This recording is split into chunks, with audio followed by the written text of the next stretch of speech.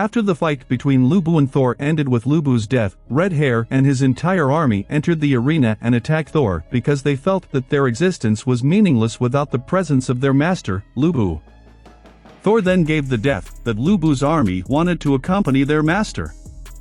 Then Brunhilde explains to Gaul that Ragnarok is a battle of souls, whoever loses or dies cannot go on to the next life. Their souls will turn to dust. Hearing this, Gaul was sad because she would never be able to see her older sister again. But Brunhilde steeled her heart to stay strong in order to defeat the gods. Then, Brunhilde chose the second entrant for the next Ragnarok fight. Back in the Valhalla arena, Heimdall introduces the participants from the human side. He is a man who was blessed and created by the gods, now he will fight the god himself. He was the first human, Adam.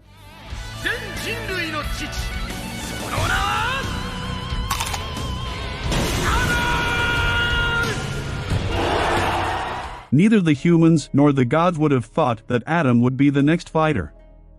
Just as Heimdall was about to introduce the participant from the god side, he suddenly received information that the participant from the god side had been replaced. Hermes entered the arena while playing the violin and was followed by Zeus, who would be Adam's opponent. Hermes played Zeus' signature entrance music. The other gods cheered his nickname as the Godfather of Cosmos.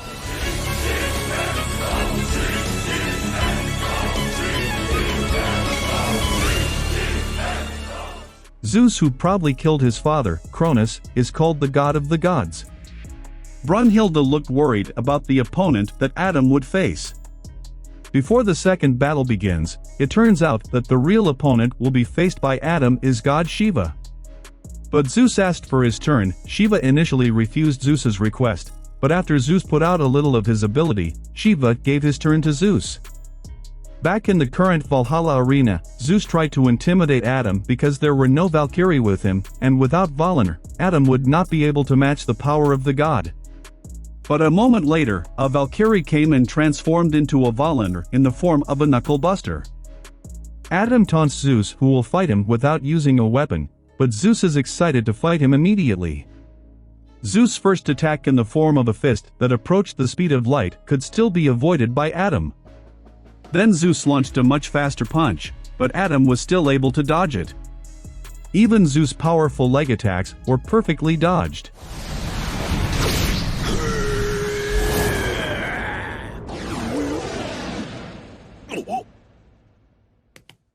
Until it was Adam's turn to attack and he was able to injure Zeus' face. He did the exact same attack that Zeus had aimed at him earlier. Gaul is amazed by Adam for being able to imitate Zeus' technique, but Brunhilde reminds Gaul that God created Adam as a copy of themselves. That move is called Manjityu Sharingan, no, I mean Divine Reflection. Even with that move, Adam was able to blow Zeus away by imitating his technique.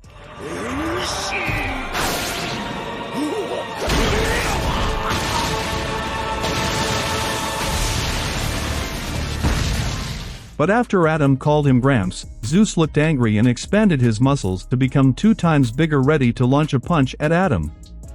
Back in time when young Zeus was somewhere in the cosmos in a battle to determine the most powerful god in the universe, the final battle of Titanomachy.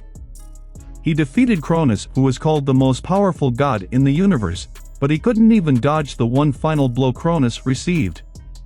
From then on, he studied and mastered Cronus' final blow and named his technique the fist that surpassed time, a blow that defies all laws of time. But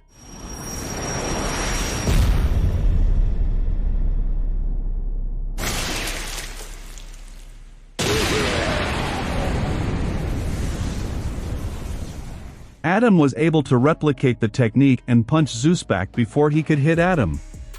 Ares, a god of war, one of Zeus' children, was astonished because he saw his father, but he did not understand what was going on. Hermes tried to describe what happened to Zeus, but his brother felt insulted because Hermes could see what he couldn't see. But Hermes said that was just his assumption. Then Ares said even if he trained for 1,000 years, he would not be able to fight Adam. 一つだけはっきりしていることがある。俺はこの先1000年修行してもアダムを倒せない。The audience was amazed by Adam's abilities, including all. Then Brunhilde explained that the source of his power is the strength of his rancor. Back in time when Adam lived happily in heaven with the animals. Furthermore, Eve was seen being tried because she was accused of having eaten the forbidden fruit. Brunhilde explained that it was actually the serpent who had eaten the fruit, because his intention to have Eve was not fulfilled, so he made a slander against Eve. But because the gods are the absolute rulers of heaven, they punish Eve. The punishment was expulsion from heaven. After the punishment was imposed on Eve, Adam appeared and entered the courtroom with all the forbidden fruit and ate it. This was done by Adam because he did not want to be separated from Eve, so he would also receive the same punishment as Eve. The serpent looks angry with Adam's behavior, then he turns into a bigger shape and attacks Adam. But what happened next was...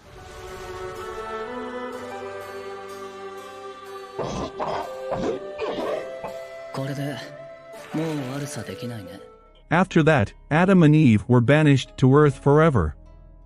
Back in the Valhalla arena, the audience cheered after Adam took down Zeus, as did Heimdall, who declared that Adam's revenge was now complete. Even Brunhilde laughed evilly seeing Adam being able to defeat Zeus, which he initially thought was a serious matter. But...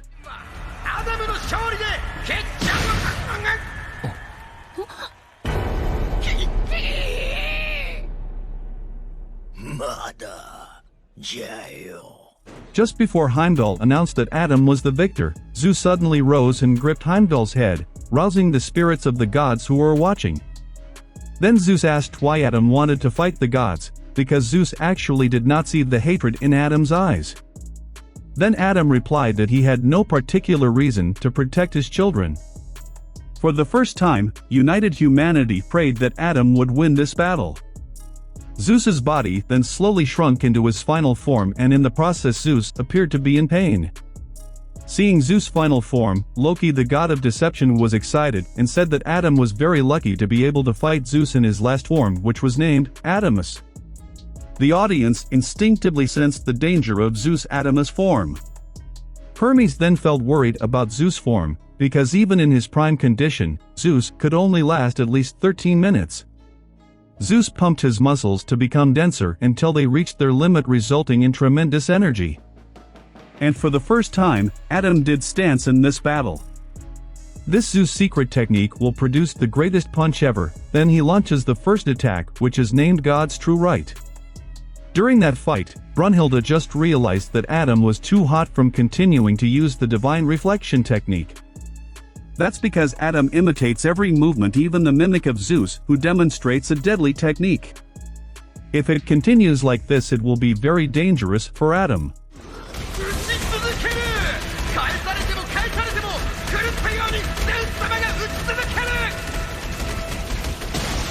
Loki was also aware of this, but he also thought that Zeus was at the threshold of his body's endurance. Because Zeus continuously uses that punch technique that can make him overheat.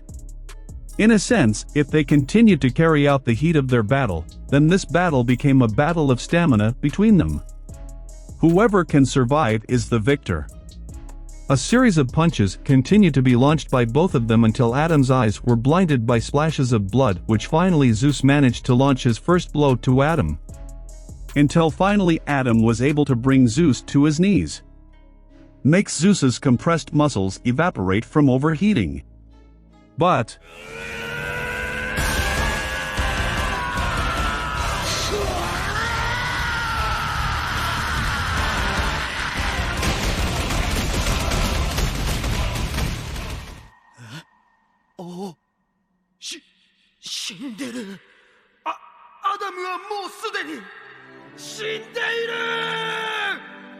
Who would have thought that it was Adam who had died in that battle?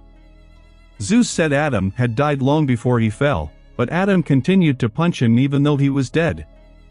Zeus respects Adam for his actions because it can make him reach the limit. Later, Heimdall announced that the victor of the second Ragnarok battle between man and god was won by Zeus.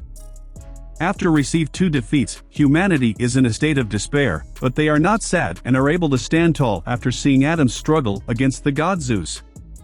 We move into a room, a Valkyrie, Gaul's older sister, cursed, tries to calm Gaul, who is angry because she lost one of her older sisters. She didn't understand why the Valhalla had vanished when she wasn't touched at all. Then, Hurst explains that Valhalla is a technique that not only turns the body into a weapon, but fuses with the soul of the user. They will share the same fate with each other. Brunhilde vented her frustration by eating a cake, and suddenly she received a message on her magical cell phone saying that Poseidon was her next opponent. Gaul was worried that the gods had sent down their greatest god. While Brunhilde was choosing a worthy opponent for Poseidon, suddenly a man appeared and volunteered. The man's name was Kojiro Sasaki, and he demonstrated a bit of his skills to dispel their doubts, as they assumed that a resurrected human should be in his strongest form. Then, can Kojiro Sasaki defeat the god Poseidon in the next battle?